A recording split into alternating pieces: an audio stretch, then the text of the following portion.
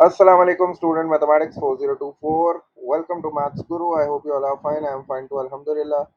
In this video we will solve a word problem on trigonometry, and the problem with this question is that the figure is not there, and जब figure नहीं होती तो फिर हमें clear नहीं होता कि ये बेसिक ट्रिग्नोमेट्री का क्वेश्चन है या फिर ये फर्दर ट्रिग्नोमेट्री का है। तो पहले क्वेश्चन को रीड आउट करके देखते हैं कि भाई किस तरह की फिगर बन रही है, and then we will decide कि कौन सा मेथड जो है ना वो हमें यूज़ करना है in order to find the unknown.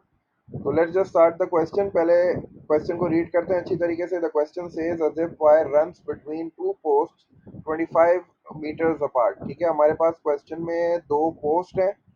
ठीक है, और वो जो दोनों पोस्ट है ना उनके दरमियान जो डिस्टेंस है दैट इज 25 मीटर्स। तो अब हमें सबसे पहले दो पोस्ट बनाने पड़ेंगे, उनके बीच का डिस्टेंस हो जाएगा 25 मीटर।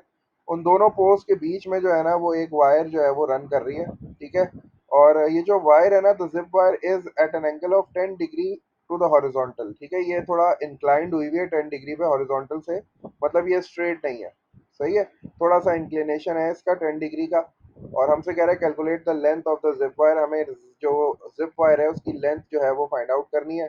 तो थोड़ा सा फिगर को जो है वो बनाने की कोशिश करते हैं। अच्छा, फिगर में हमारे पास जो है वो दो पोस्ट हैं। ठीक है, अच्छा अब इसने बोला है दो पोस्ट हैं, तो अब चूंकि इसने ये नहीं बोला कि दोनों की सेम हाइट है, तो इसलिए मैं जो है ना एक पोस्ट जो है वो छोटा बनाऊंगा और एक पोस्ट मैंने थोड़ा सा जो है वो बड़ा बना दिया। ठीक है, अच्छा उसके बाद वो हमसे कह रहा है कि इन दोनों के बीच में जो है ना वो एक जिप वायर रन हो रही है। तो अब मैंने जो है वो इन दोनों के बीच में इस तरह जो है वो एक वायर जो है वो मैंने बना दी इस तरह।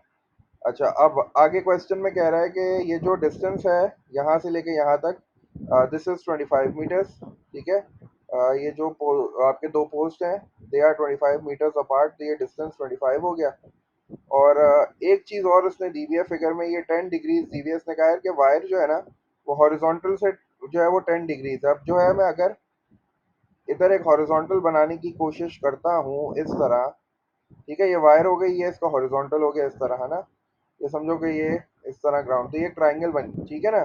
तो यहाँ मेरे पास एक राइट एंगल ट्राइंगल बन गया है। ये वाला एंगल जो है मेरे पास दिस इज 10 डिग्रीज। ठीक है, क्योंकि ये क्वेश्चन में मेंशन था ये वायर जो है वो हॉरिजॉन्टल से इंक्लाइंड है 10 डिग्रीज। और अगर ये 25 मीटर्स होगा तो डेफिनेटली ये वाला डिस्टेंस भी कितना होगा, ये वाला डिस्टेंस भी 25 मीटर्स होगा। और since I have to find out the length of the zip wire, तो ये तो राइट एंगल ट्राइंगल हो गया, बेसिक ट्रिग्नोमेट्री आ गई। ये हमारे पास जो है वो एंगल है, तो इसके सामने वाली साइड हो गई ऑपोजिट। ये 90 डिग्री हो गया, तो हाइपोटेन्यूज है, इसका मतलब है कि मुझे हाइपोटेन्यूज फाइंड आउट करनी है।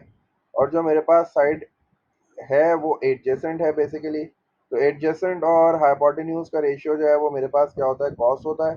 तो मैंने जो है वो जल्दी से कॉस का रेशियो यूज़ कर लिया। कॉस एंगल है मेरे पास 10, so the cos 10 will be equals two adjacent upon hypotenuse.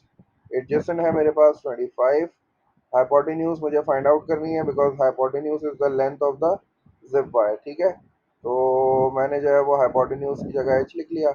अब since I have to find out H, H की जगह मैंने एच को सब्जेक्ट बना लिया। जब एच को सब्जेक्ट बनाऊंगा तो कॉस 10 जो है वो वहाँ जाके डिवाइड हो जाएगा। तो this will be 25 upon cos 10।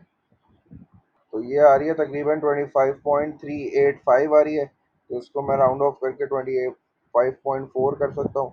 तो the length of the zip wire is coming out as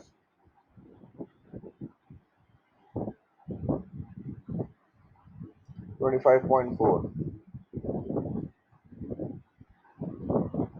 ठीक है, 385 थी तो मैंने 25.4 कर दिया, और ये भी मीटर हो गया।